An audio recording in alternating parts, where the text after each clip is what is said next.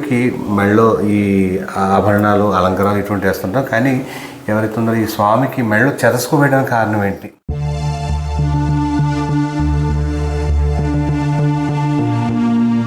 Operation చేయించినటువంటి స్వామి ఈయన చేతిలో చూడండి కత్తి ఉంది. మొట్టమొదటిగా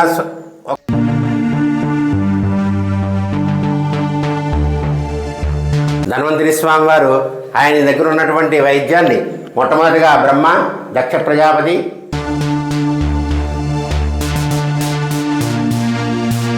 ధన్వంతరి ఆలయం ఏదైతే ఉందో ధన్వంతరి ఆలయం అటు అంటే తెలంగాణలోనూ లేదు, అదేవిధంగా ఆంధ్రప్రదేశ్లో కూడా ఆలయం లేదు. అంటే ప్రధానంగా ప్రతి దేవుడికి కూడా ఎక్కడ పడితే అక్కడ ఆలయాలు నిర్మించే సమయంలో కేవలం ఇక్కడ ధన్వంతరి ఆలయం ఇక్కడ ఒక్కదానికి ఉండడానికి కారణం ఏంటి? అలా ఎందుకు?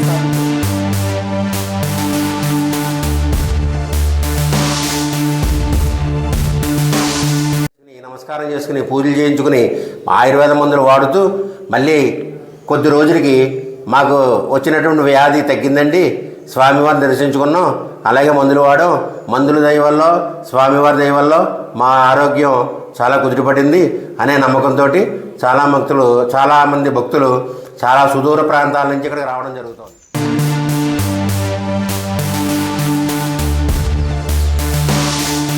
దగ్గర ఈ అమృత భాండం, ఈ స్వామివారి వెనకాల ఉన్నటువంటి ఈ అమృత పర్వతం ఈ అందమైన స్త్రీ మీద పడుతుంది. పడి వచ్చినటువంటి పని మర్చిపోతారు. అప్పుడు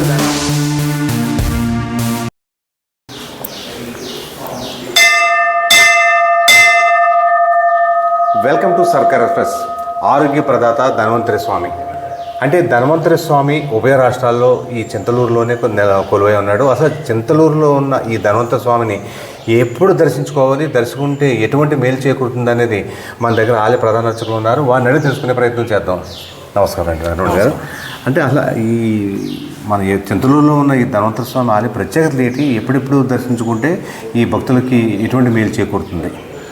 ధన్వంతరి స్వామి వారు ఆరోగ్య ప్రదాత, మన మానవులందరికీ వైద్యాన్ని ఇచ్చినటువంటి స్వామి ధన్వంతరి స్వామి. అలాగే ధన్వంతరి స్వామి ఏ విధంగా ఉద్భవించాడంటే, దేవతలు రాక్షసులు క్షీర సముద్రంలో అమృతభాండం ఉంది, అమృతభాండాన్ని చిలికితే అమృతం వస్తుందని ఉద్దేశ్యంతో దేవతలు రాక్షసులు క్షీర సముద్రం దగ్గరికి వెళ్ళి అమృతభాండాన్ని చిలకడానికి ప్రయత్నం చేస్తారు.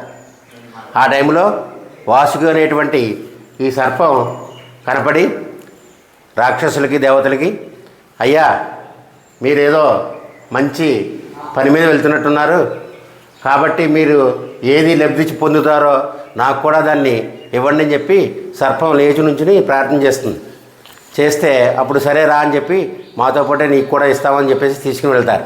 తీసుకుని వెళ్ళి ఆ క్షీర సముద్రం దగ్గర ఈ అమృత భాండం, ఈ స్వామివారి వెనకాల ఉన్నటువంటి ఈ అమృత పర్వతం, ఈ అమృత పర్వతాన్ని చిలకడానికి దేవతలు రాక్షసులు ట్రై చేస్తారు. అయితే వాళ్ళకి వీలు పడకపోతుంటే అప్పుడు ఈ వాసుకి అనేటువంటి సర్పం నన్ను తాడు కింద ఉపయోగించుకుని మజ్జిగ చిలికినట్టుగా చిలకండి, మీరు అనుకున్నటువంటి పదార్థం వస్తుంది అని చెప్పేసి ఈ సర్పం చెప్పడం జరుగుతుంది. అప్పుడు దేవతలు ఒక పక్కనే రాక్షసులు ఒక పక్కనే నుంచుని అమృత భాండానికి ఈ సర్పాన్ని తాడు కింద వేసుకుని చిలుకుతారు. చిలుకుతుంటే ఫస్ట్గా వీళ్ళ ఉద్దేశం ఏంటంటే అమృతం వస్తుందనే ఉద్దేశంతో చిలుకుతారు. కానీ మొట్టమొదట కామధేనువు చూడండి, మూలం కామధేనువు, కల్పవృక్షం, ఐరావతం, లక్ష్మీదేవి, ఇద్దరు అప్సరసలు, ఇద్దరు ఆడవాళ్ళు అప్పుడు పుట్టారు. అలాగే కౌస్తుభం అంటే మయంగా ఎర్రగా వజ్రంలాగా ఉంది చూడండి, దాన్ని కౌస్తుభం అంటారు. ఆ కౌస్తుభం పుట్టింది. తర్వాత విషంతో కూడినటువంటి వాయువు వస్తుంది, దాన్నే ఆలాహలం అన్నారు. ఆ విషంతో కూడినటువంటి ఆలాహలాన్ని అలా పైకి వస్తుంటే ఈ దేవతలు రాక్షసులు కూడా ఒకసారి చిలకడం ఆఫ్ చేసి ముక్కోటి దేవతలైనటువంటి బ్రహ్మ, విష్ణు, పరమేశ్వరుల దగ్గరికి వెళ్ళి ప్రార్థన చేస్తారు.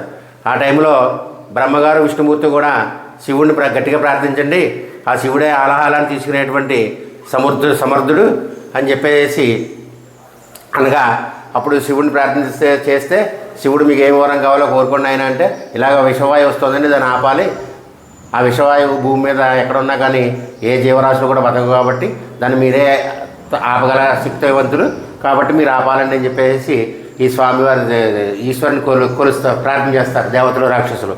అప్పుడు ఈశ్వరుడు వచ్చి ఆలాహలం దాన్ని తీసుకుని కంఠంలో ఆఫ్ చేసుకుంటాడు స్వామి ఈశ్వరుడు. అది కూడా అక్కడ తీస్తున్నట్టుగా ఉంది చూడండి. ఆలాహలం వాయువు కంఠంలో ఆఫ్ చేసుకుని తర్వాత మళ్ళీ వీళ్ళు చిలకడం మొదలు పెడతారు. అప్పుడు అక్కడ అశ్వం అంటే గుర్రం చంద్రుడు పుట్టారు.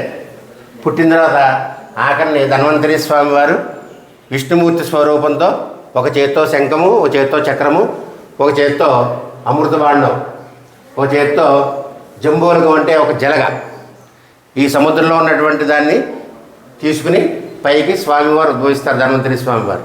ధన్వంతరి స్వామివారు పైకి రాగానే ఆ సముద్రంలో ఉండేటువంటి తాబేలు ఒకటి వచ్చి, అయ్యా మీరు నేను మీకు వాహనం కింద ఉంటాను, మీరు నా మీద నిలబడండి అని చెప్పి తాబేలు ప్రార్థన చేస్తుంది. చేసినప్పుడు తాబేలు మీద నుంచి ఉంటారు ధన్వంతరి స్వామివారు. నుంచుని సరే దేవతలు రాక్షసులు అమృతం కోసం కష్టపడ్డారు కాబట్టి వీళ్ళకి ఇవ్వాలి ధర్మమే, కానీ అమృతం తీసుకుంటే చావు లేకుండా ఉంటారు కాబట్టి ఈ రాక్షసులకి అమృతం ఇస్తే రాక్షస బుద్ధి మంచిది కాదు అనే ఆలోచనతోటి దేవతలకు మాత్రమే ఈయన మళ్ళీ ఒక మోహిని అవతారం, ఒక స్త్రీ, ఒక అందమైన స్త్రీ, అదిగోండి కూజ బొమ్మట్టుకున్న బొమ్మతో ఒక అందమైన స్త్రీలాగా ఒక మోహిని అవతారం ఎత్తి చక్కగా నాట్యం చేస్తుంటే ఈ రాక్షస బుద్ధి మంచిది కాదని ఎలాగ అనుకున్నాం మనం, అలాగే వాళ్ళ బుద్ధి ఈ అందమైన స్త్రీ మీద పడుతుంది. పడి వచ్చినటువంటి పని మర్చిపోతారు. అప్పుడు ధన్వంతయ్య ఈ స్త్రీ నాట్యం చేస్తూ చక్కగా దేవతలకు మాత్రమే అమృతాన్ని పోసి రాక్షసులకి అమృత రూపంలో ఉండేటువంటి సురాబాండం పోసినట్టుగా మన ప్రతీతి కథ చరిత్ర చెప్తుంది. చరిత్ర.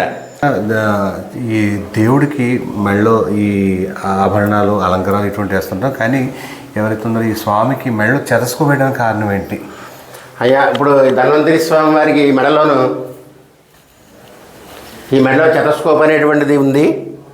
ఇది ఆలయం కట్టించినటువంటి దిభాష్య వెంకటేశ్వర్లు గారి మనవరాలైనటువంటి సీతమ్మ గారని చెప్పి ఆవిడ అమెరికాలో ఉంటారు. ఆవిడ మనవడు ఆరోగ్యంగా ఉండాలని చెప్పేసి ధన్వంతరి స్వామి వారి వైద్యుడు కదా, ఈ స్వామికి చెతస్కోప్ చేయించి ఈ ముక్కుబడిగా ఆ స్వామివారికి ఇద్దామని ఉద్దేశంతో ఇచ్చి ధన్వంతరి స్వామివారి మెడలో పెట్టమన్నారు. ఆ విధంగా మా ధన్వంతరి స్వామివారి వైద్యుడు కాబట్టి చెతస్కోప్ కూడా ఉంటే బాగుంటుందని ఉద్దేశంతో స్వామివారికి అలంకరణ రూపంలో చెతస్కోప్ పెట్టడం జరిగింది. అలాగే ఇప్పుడు దిభాష్య వెంకటేశ్వర్లు గారు ఆలయం స్థాపించారు. అలాగే వెంకటేశ్వర ఆయుర్వేదాలయం అని చెప్పేసి వైద్యాన్ని ఆసుపత్రిని కూడా నిర్మించారు. ఆ తర్వాత వారి అబ్బాయి అయినటువంటి దిభాష్యం వెంకట సూర్యనామూర్తి గారు చాలా కాలం ఆయన చూడడం జరిగింది. ఆయన అనంతరం ఇప్పుడు వెంకట శ్రీరామూర్తి గారు, దిభాష్యం వెంకట శ్రీరామూర్తి గారు ఈ వైద్యాన్ని ప్రజలందరికీ అందజేస్తూ మానవతా దృక్పథంతో ఇక్కడికి వచ్చినటువంటి పేషెంట్ల దగ్గర ఏమీ రుసుము తీసుకోకుండా ఫ్రీగానే చూసి నాడి చూసి మందులు ఇవ్వడం జరుగుతుంది. ధన్వంతరి ఆలయం ఏదైతే ఉందో ధన్వంతరి ఆలయం అటు అంటే ఈ తెలంగాణలోనూ లేదు, అదేవిధంగా ఆంధ్రప్రదేశ్లో కూడా ఈ ఆలయం లేదు. అంటే ప్రధానంగా ప్రతి దేవుడికి కూడా ఎక్కడ పడితే అక్కడ ఆలయాలు నిర్మించే సమయంలో కేవలం ఇక్కడ ధన్వంతరి ఆలయం ఇక్కడ ఒక్కదానికి ఉండడానికి కారణం ఏంటి? అలా ఎందుకు స్థాపించరు ఈ ధన్వంతరి ఆలయాన్ని? అలాగే అండి, ఇప్పుడు ఇక్కడ వెంకటేశ్వర ఆయుర్వేద నిలయం అని చెప్పేసి పూర్వం నుంచి మా చింతలూరు గ్రామంలో ఆయుర్వేదం కంపెనీ ఉంది. ఆ ఆయుర్వేదం కంపెనీ రన్ చేస్తూ ఆ ఆయుర్వేద గ్రంథాలు చదువుతుంటుంటే ప్రతి గ్రంథంలోనూ, ప్రతి వాక్యంలోనూ, ప్రతి గ్రంథంలోనూ, ప్రతి పేరాలో కూడా ధన్వంతరి స్వామి వారి యొక్క ప్రతీతి కనపడుతుంది. ధన్వంతరి స్వామి వారిని కొలుస్తూ మనం ఈ ఆయుర్వేదాన్ని రన్ చేస్తూ ఉంటే, మందులు గట్రా తయారు చేస్తుంటే చాలా మంచిదని చెప్పేసి దిభాష్య వెంకటేశ్వర్లు గారు ఈ ధన్వంతరి ఆలయాన్ని 1942 సంవత్సరంలో నిర్మించడం జరిగినది. అప్పటి నుండి కూడా స్వామివారికి చక్కగా వారి యొక్క గోత్రనామములు, వెంకటేశ్వర్లు గారు యొక్క గోత్రనామములు, ఆ తదుపరి గోత్రనామములతో ప్రతిరోజు పూజ జరుగుతూ ఇక్కడ మందులు తయారు చేయడం జరుగుతుంది. ఈ ధన్వంతరి స్వామి వారి యొక్క ఆరాధన చేస్తూ మందులు తయారు చేస్తే ఆ మందులు కూడా దైవరూపంగా చేసిన కారణంగా బాగా పఠిస్తాయని చెప్పి ఉద్దేశంతో ఈ ధన్వంతరి ఆలయాన్ని ఈ ఆయుర్వేద కంపెనీ వారు నిర్మించడం జరిగినది. అలాగే ఈ ధన్వంతరి స్వామి ప్రతిరోజు పూజలు జరుగుతుంటాయి. అలాగే తిథుల విషయంలో ఏకాదశి రోజుని చాలా పర్వదినం.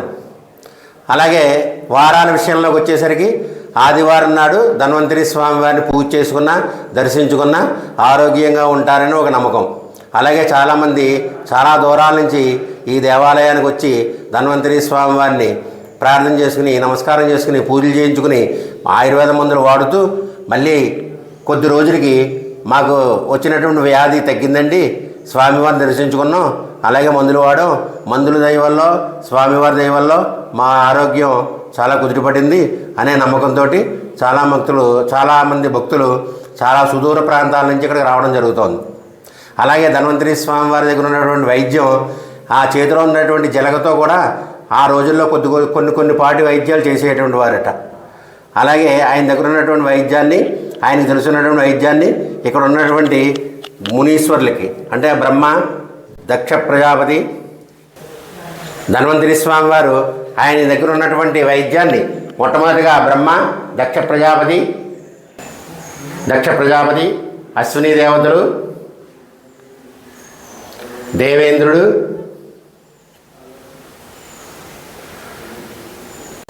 భరద్వాజ మహర్షి, ఆత్రేయ మహర్షి, చరకాచార్యులు,